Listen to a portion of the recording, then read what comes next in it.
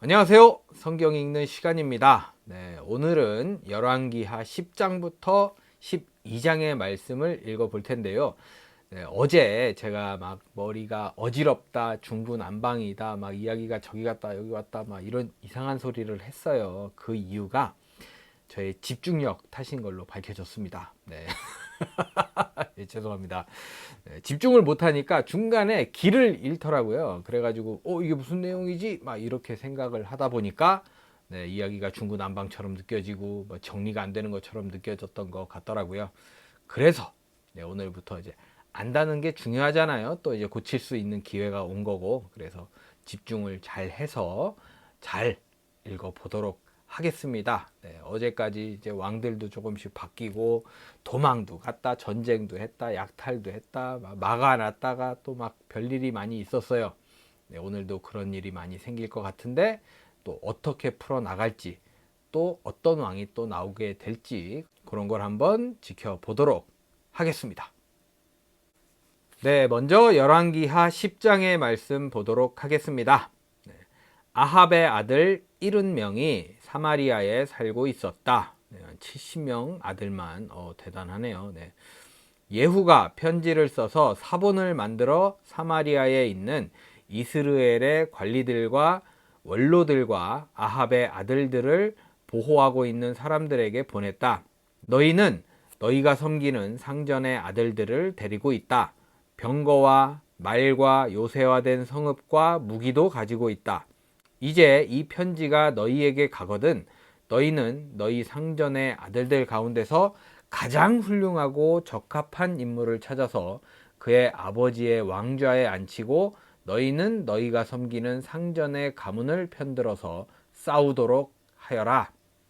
이에 사마리아의 지도급 인사들은 두려워하며 말하였다. 저 두 왕도 그를 당하지 못하였는데 우리가 무슨 수로 그와 맞설 수 있겠소? 그리하여 왕가를 지키는 사람들과 성읍을 다스리는 사람들과 장로들과 왕자들을 보호하는 사람들이 예후에게 다음과 같은 전가를 보냈다. 우리는 장군의 신하입니다. 장군께서 우리에게 말하시는 것은 무엇이든지 모두 그대로 하겠습니다. 우리는 어떠한 왕도 세우지 않겠습니다. 장군께서 보시기에 좋은 대로 하십시오. 저 이제 이렇게 해라 라고 이제 명령을 한 거라고 생각을 했는데 협박이었네요. 내가 쳐들어갈 테니까 너희들이 뭐 그렇게 편들어서 아마 해봐 이런 식으로 협박을 한 거였습니다.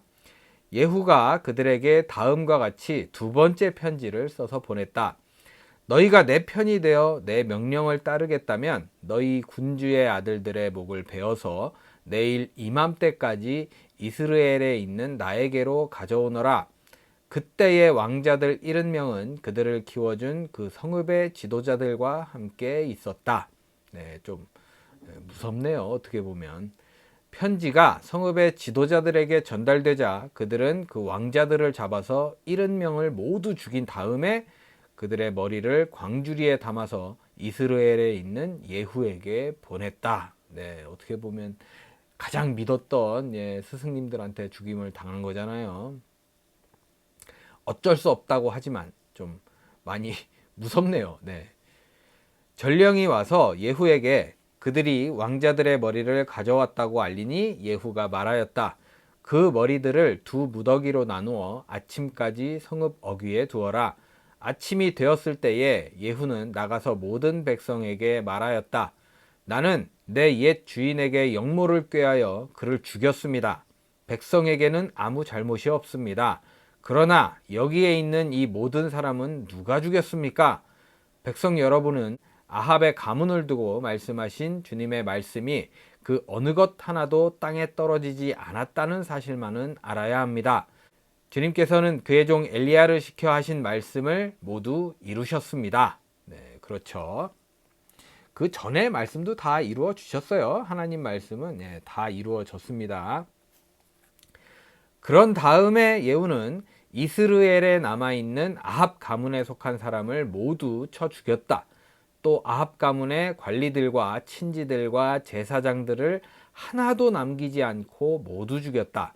그 다음에 예후가 이스라엘을 떠나 사마리아로 가는 길에 벳 에켓 하로임에 이르렀다. 네, 이름이 참 어렵습니다. 벳 에켓 하로임. 예후는 거기에서 이미 살해된 유다의 아하시아 왕의 친족들을 만나 그들이 누구인지를 물었다. 그들이 대답하였다. 우리는 아하시아의 형제들로서 이세벨 왕후와 왕자들과 왕의 친족들에게 문안을 드리러 내려왔습니다. 네, 이거는 거의 뭐 나 죽으러 왔어요 이렇게 얘기하는 되게 친절한 상황이죠. 네. 그러자 예후는 그들을 생포하라고 명령하였다. 부하들은 그들을 생포하여 벤 에켓의 한 구덩이에 넣어 죽였는데 무려 42명이나 되는 사람을 한 사람도 살려두지 않았다. 네, 이렇게 될 줄 알았죠. 네.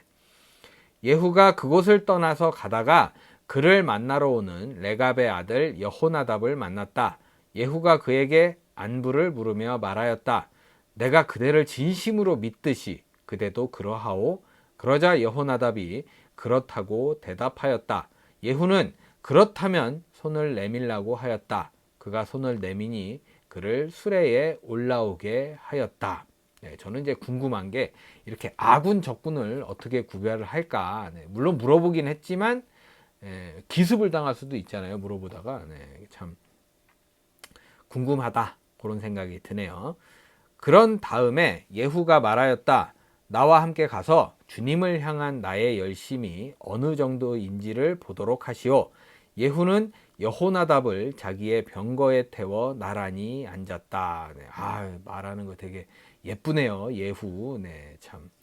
그리고 그는 사마리아에 이르러서 거기에 남아있는 아합의 지지자를 모두 죽였다. 이 모든 것은 주님께서 엘리야에게 하신 말씀대로 이루어진 것이다. 예후는 백성을 다 모아놓고 말하였다.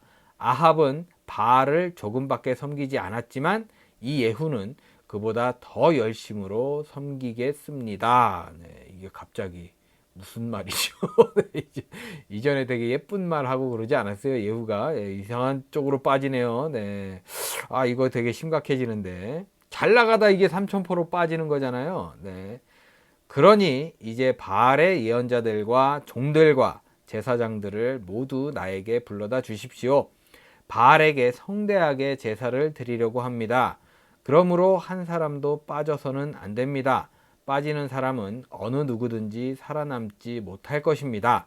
예후는 바알의 종들을 진멸하려고 이러한 계책을 꾸민 것이다. 네, 참. 저 또 얘가 또 왜 이러나 싶었는데, 굉장히 똑똑한 사람이네요. 이렇게 해서 싹 다 죽이겠다고. 예후가 계속하여 말하였다.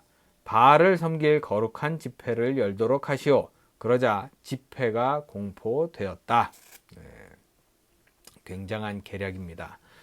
예후가 이스라엘 모든 곳에 사람을 보냈으므로 바알의 종들이 하나도 빠지지 않고 모두 왔다. 아주 좋으네요. 네. 그들이 바알의 신전으로 들어가자 바알의 신전은 이 끝에서부터 저 끝까지 가득 찼다.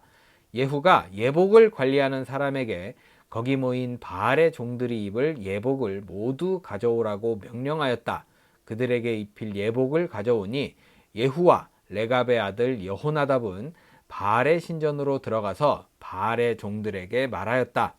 여기 여러분 가운데 주 하나님을 섬기는 종들이 있지나 않은지 살펴보십시오. 여기에는 다만 바알의 종들만 있어야 합니다. 네, 어떻게 보면 요때 딱 티가 났을 것 같은데 주 하나님을 이라고 얘기하는 게 자체가 이렇게 하여 그들이 제사와 번제를 드리려고 신전 안으로 들어갔을 때에 예후는 밖에서 80명의 군인을 포진시켜 놓고 말하였다. 내가 너희 손에 넘겨준 사람을 하나라도 놓치는 사람은 그가 대신 목숨을 잃을 것이다. 네, 이러면 거의 막 눈 돌아가죠. 네, 불을 켜고 찾아야죠. 번제를 드리는 일이 끝나자 예후는 호위병들과 시종 무관들에게 말하였다. 들어가서 그들을 쳐라. 하나도 살아나가지 못하게 하여라. 그러자 호위병들과 시종 무관들은 그들을 칼로 쳐서 바깥으로 내던졌다. 그리고는 바알 신전의 지성소에까지 들어가서 바알 신전의 우상들을 끌어내어 불태웠다.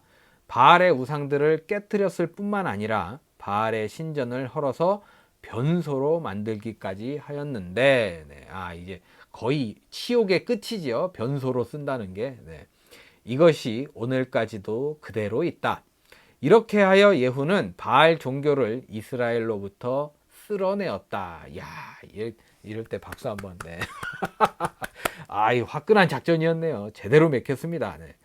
그러나 예후는 왜 또 그러나일까요? 슬프게 베델과 단에 세운 금송아지를 섬겨 이스라엘로 하여금 죄를 짓게 한 느밧의 아들 여로보암의 죄로부터 완전히 돌아서지는 못하였다. 성품으로 봤을 때는 완전히 돌아섰을 것 같은데 조금 뭐가 있었나 봐요. 주님께서 예후에게 말씀하셨다. 너는 내가 보기에 일을 바르게 잘하여 내 마음에 들도록 아합의 가문을 잘 처리하였으니 내 4대 자손까지는 이스라엘의 왕위를 지키게 할 것이다. 이렇게 칭찬해 주시잖아요. 좋은 겁니다. 그러나 예후는 또 왜 그러나 주 이스라엘의 하나님의 율법을 지키는 일에 마음을 다 기울이지는 못하였고 이스라엘로 죄를 짓게 한 여로보암의 죄로부터 돌아서지는 못하였다. 이게 조금 아쉽나 봐요. 이때부터 주님께서는 이스라엘을 조금씩 찢어내기 시작하셨다. 그래서 하사엘이 이스라엘의 국경 사방에서 공격해 왔다. 그는 요단강 동쪽 지역인 갓 사람과 르우벤 사람과 므낫세 사람이 있는 길르앗의 모든 땅, 곧 아르논 강에 맞붙어 있는 아로엘에서부터 길르앗과 바산까지 공격하였다. 예후의 나머지 행적과 그가 한 모든 일과 그가 권세를 누린 일들은 이스라엘 왕 역대 지략에 모두 기록되었다. 요때쯤 되면 이제 이 역대 지략이 어떤 책일까, 그런 책이 또 실존하는가 이런 궁금증이 생기기 마련이잖아요. 저는 궁금하지 않습니다. 전혀 요만큼도 궁금하지 않습니다. 예후가 죽으니 사마리아에 안장하였고 그의 아들 여호아하스가 그의 뒤를 이어 왕이 되었다.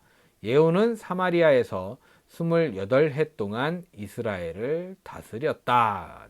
보면 이제 조금 일을 잘하거나 하나님 말씀 잘 들으면 이렇게 쭉 이렇게 왕 위를 좀 길게 간다. 이런 느낌이 있어요. 이렇게 또 이제 예후라는 또 아름다운 이름을 마음에 두고 10장이 마무리되었습니다.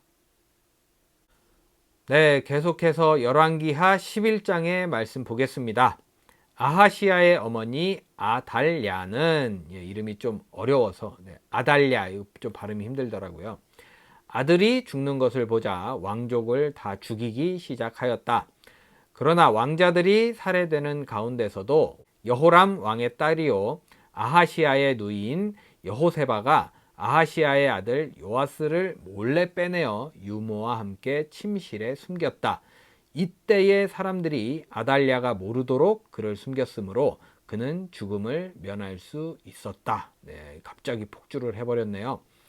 요아스는 그의 고모 여호세바와 함께 6해 동안을 주님의 성전에 숨어 지냈으며 그동안 나라는 아달랴가 다스렸다. 이렇게 되면 좀 상황이 많이 안 좋아지죠.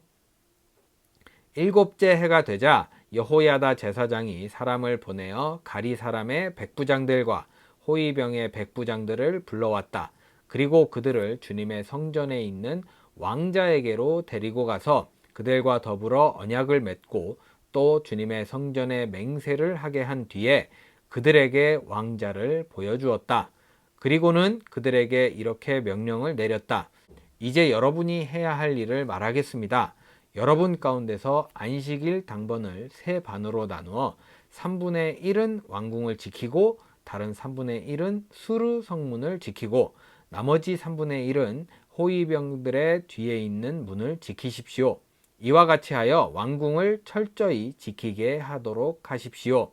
그리고 안식일 비번은 모두 2반으로 나누어서 임금님께서 계신 주님의 성전을 지키도록 하십시오. 이렇게 되면 경비병들은 좀 싫었겠네요. B번이면 쉬는 날인데 그때도 경비를 서야 되니까.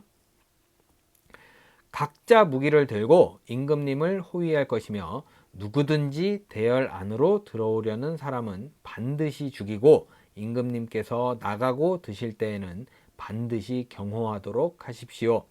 백부장들은 여호야다 제사장이 명령한 것을 그대로 다 하였다. 그리고 그들은 안식일 당번인 사람들과 안식일 삐번인 사람들을 데리고 여호야다 제사장에게로 왔다. 제사장이 백부장들에게 창과 방패를 나누어 주었다. 그것은 다윗 왕의 것으로 주님의 성전 안에 간직되어 있던 것들이다. 네, 다윗 왕 때 쓰던 게 이렇게 아직까지 보존이 잘 되어 있네요. 그리하여 호위병들은 각각 손에 무기를 들고 성전 오른쪽에서부터 왼쪽까지 제단과 성전 주위를 감시하며 왕을 호위하였다. 그런 다음에 여호야다 제사장이 왕세자를 데리고 나와서 그에게 왕관을 씌우고 왕의 직무를 규정한 규례서를 주고 기름을 부어 왕으로 삼으니 백성이 손뼉을 치며 임금님 만세! 하고 외쳤다. 아달랴가 호위병들과 백성의 소리를 듣고 주님의 성전에 모여있는 백성에게 가서 보니 왕이 대관식 규례에 따라 기둥 곁에 서 있고 관리들과 나팔수들도 왕을 모시고 서 있고 나라의 모든 백성이 기뻐하며 나팔을 불고 있었다. 아달랴가 분을 참지 못하고 옷을 찢으며 반역이다! 반역이다! 하고 외쳤다. 그때에 여호야다 제사장이 군대를 거느린 백부장들에게 명령을 내렸다. 저 여자를 대열 밖으로 끌어내시오. 그리고 저 여자를 따르는 사람은 누구든지 칼로 쳐 죽이시오. 여호야다가 주님의 성전에서는 그 여자를 죽이지 말라고 하였으므로, 보통 이제 다스리고 있으면 왕비 뭐 이렇게 얘기할 만도 한데 그냥 여자라고, 저 여자라고 얘기해 버리잖아요. 누구도 인정하지 않는 그런 사람이었네요. 그들은 그 여자를 끌어내요. 여기서도 군마가 드나드는 길을 통해 왕궁으로 들어가 거기에서 그 여자를 처형하였다. 여호야다는 이스라엘 백성이 주님의 백성이 되는 언약을 주님과 왕과 백성 사이에 맺게 하고 동시에 왕과 백성 사이에도 언약을 맺게 하였다. 그렇게 하고 난 다음에 그 땅에 온 백성이 바알의 신전으로 몰려가서 그 신전을 허물고 제단을 뒤엎고 신상들을 완전히 부수어 버렸다. 또 그들은 제단 앞에서 바알의 제사장 맏단을 죽였다. 그리고 여호야다 제사장은 주님의 성전에 경비병들을 세웠다. 그리고 그는 백부장들과 가리 사람들과 호위병들과 그 땅의 모든 백성을 거느리고 왕을 인도하여 주님의 성전에서 데리고 나와서 호위병들이 지키는 문을 지나 왕궁으로 행진하여 들어갔다. 왕이 왕좌에 오르자 그 땅의 모든 백성이 기뻐하였다. 아달랴가 왕궁에서 칼에 맞아 살해된 뒤로 도성은 평온을 되찾았다. 이 백성들의 그런 모습들, 같이 했던 그런 장관들의 모습들, 그리고 뒤에 이제 평온이 왔다는 걸로 봐서 아달랴가 개판치고 있었다는 걸 알게 되겠네요. 요아스가 왕위에 올랐을 때에 그는 7살이었다. 그러면은 구출 당했을 때도 거의 완전히 깐난쟁이였을 때 구출당해서 어린 나이에 또 왕이 됐네요. 이러면 또 사건이 많이 날 텐데 우리나라도 보면 많은 사건이 일어났었잖아요. 과연 어떻게 될까 살짝 궁금해집니다. 이렇게 11장이 마무리되었습니다. 끝으로 열왕기하 12장의 말씀입니다. 보겠습니다. 예후 제7년에 요아스가 왕이 되어 40해 동안을 예루살렘에서 다스렸다. 40년 정도 다스린 건데 굉장히 긴 시간 잘 했나 봐요. 그의 어머니 시비아는 브엘세바 사람이었다. 요아스는 여호야다 제사장이 가르쳐준 대로 하였으므로 일생 동안 주님께서 보시기에 올바른 일을 하였다. 저는 이제 여호야다 제사장이 가르쳐준 대로 해가지고 뭐 이렇게 허수아비 같은 왕이다 뭐 이럴 줄 알았는데 잘했대요. 주님 보시기에 참. 그러니까 이게 스승이 보고 배운다는 게 되게 중요한 것 같다니까요. 다만 산당을 제거하지 않아서 백성이 여전히 산당에서 제사를 지내고 향을 피웠다. 네.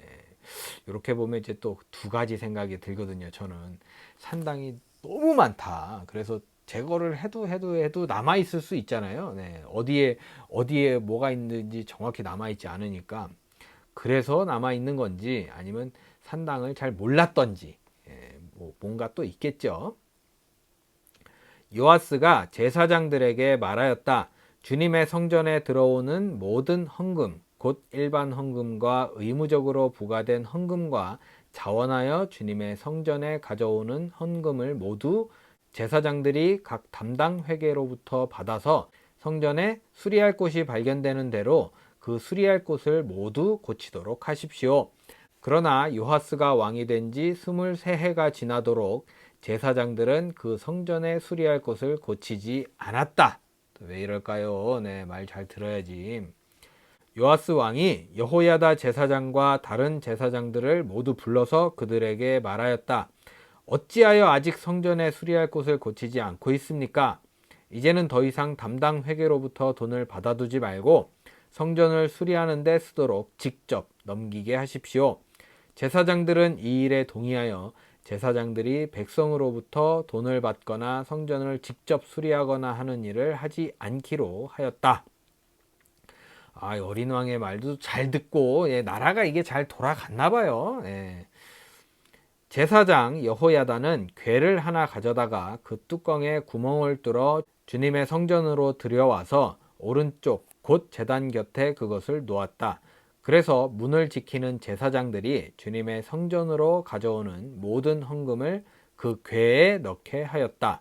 그 궤가 헌금으로 가득 찰 때마다 왕실 서기관과 대제사장이 와서 주님의 성전에 헌납된 헌금을 쏟아내어 계산하였다. 네, 이거 굉장히 신식이네요. 요즘 이렇게 하잖아요. 헌금함에 놓고 하는 거. 굉장히 신세대였다. 이런 생각이 듭니다.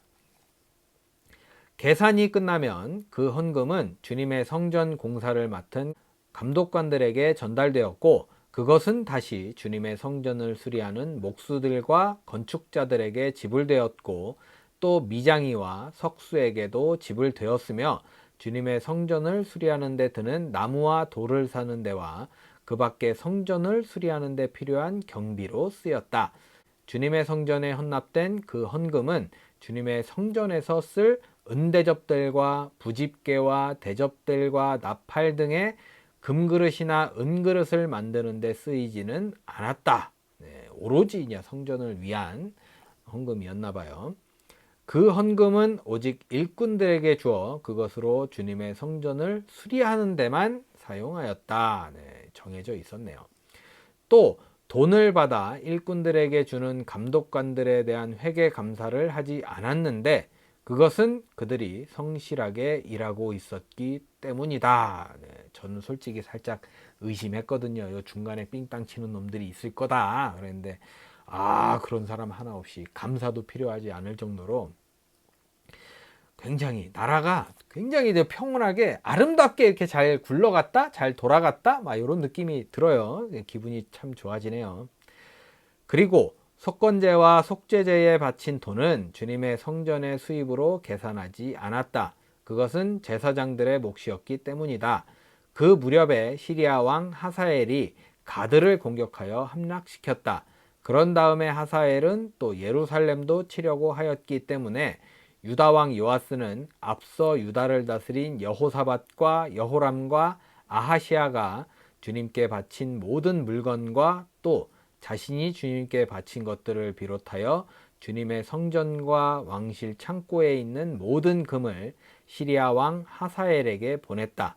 그러자 하사엘은 예루살렘을 치지 않고 물러갔다. 어떻게 보면 이게 좀 삥 뜯겼다 이렇게 안 좋게 생각할 수도 있는데 드라마 대사에서도 나와요.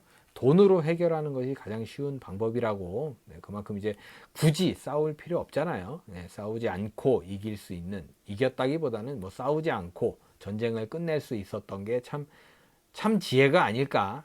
굳이 피를 봐야 되겠습니까? 참 좋네요. 어떻게 보면. 요아스의 나머지 행적과 그가 한 모든 일은 유다왕 역대 지략에 기록되어 있다. 요아스의 신하들이 영모를 꾸며 실라로 내려가는 길에 있는 밀로의 궁에서 요아스를 살해하였다. 이렇게 잘 되고 있는데 뜬금없이 그죠? 뭔가 좀 잘 이루어지고 있는데 갑자기 영모를 꾸몄네요. 말도 좀 이상하네요, 저는.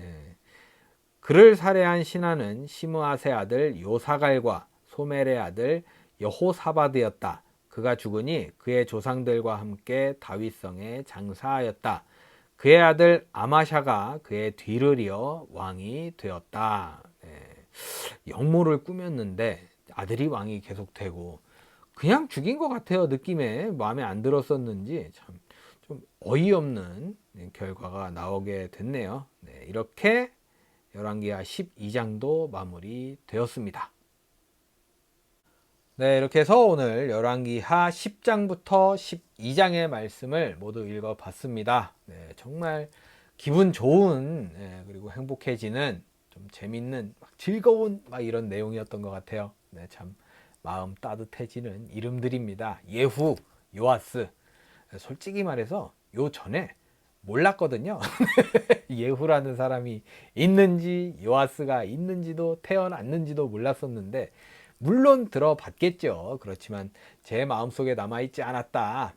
근데 오늘을 계기로 이 둘의 이름이 좀 따뜻한 기억으로 남아있지 않을까라는 생각을 해보게 됩니다. 좋습니다. 오늘 여러분 복된 하루 잘 보내시고요. 오늘 이야기처럼 즐겁고 행복한 그리고 좀 마음 따뜻해지는 그런 이야기로 오늘을 채워가시는 건 어떨까 그런 생각이 듭니다. 오늘 주일이니까 또 그럴 수 있을 거라 생각이 들어요. 저는 내일 열왕기하 13장부터 15장의 말씀을 들고 찾아오도록 하겠습니다. 오늘도 함께 해주신 여러분 감사합니다.